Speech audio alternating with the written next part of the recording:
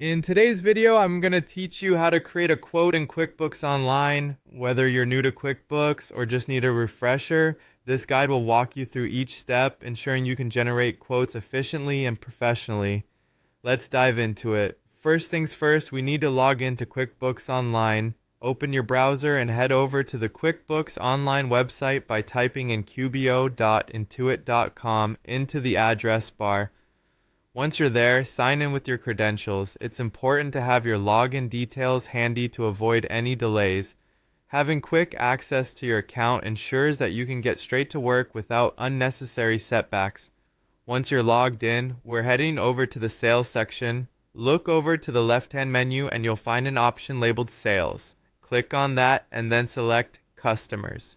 This page gives you access to all your customer interactions within QuickBooks, which is essential for keeping track of all your sales processes.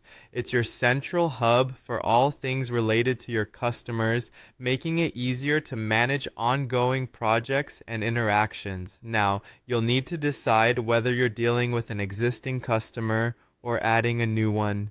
If your customer is already in the system, simply choose their name from the list. However, if you're working with someone new, click on New Customer. Here, you'll input all the necessary details such as their name, contact information, and any other relevant details that you find necessary for future interactions.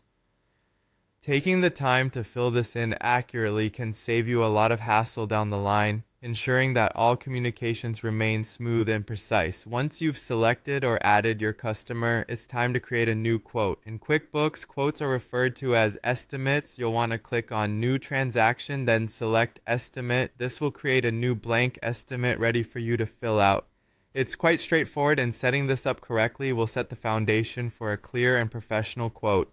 Now let's fill in all the details for your quote. Start by entering the date. This step is crucial as it sets the timeline for your quote, so be sure you're selecting the correct date. Next, you'll need to add the products or services you're quoting for.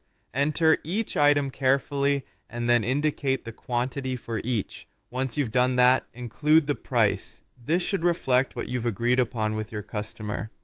Additionally, if you have any terms or notes you want to include, now is the time to add those. This could be anything from specific payment terms to reminders about delivery dates. Including these details helps to avoid misunderstandings later on and ensures all parties are on the same page. After you've filled in all the details, it's time to review everything. Double check for accuracy because this quote will represent you and your business. Once you're satisfied everything looks perfect, you have two options. You can click Save and Send if you want to email the quote directly to your customer.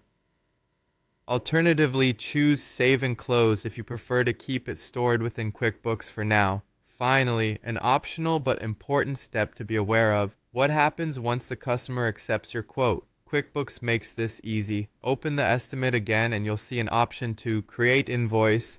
Clicking this will convert your quote into an invoice, streamlining the billing process seamlessly.